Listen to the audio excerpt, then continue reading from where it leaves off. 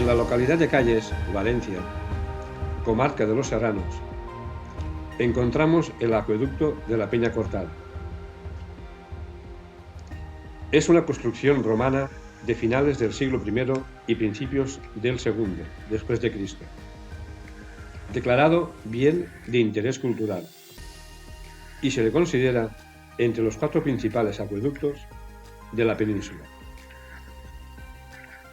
La finalidad de todo acueducto es la de llevar agua de un lugar a otro.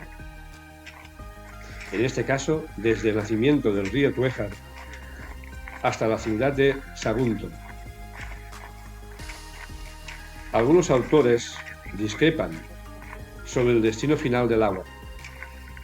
Unos se inclinan por Sagunto y otros aseveran que el agua era llevada a la ciudad de Edeta, la actual Lliria, y sus campos.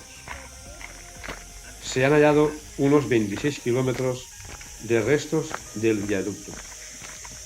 En cuanto al puente, tiene una longitud de 38,30 metros, una altura de 33 metros y una anchura de 2,10 metros.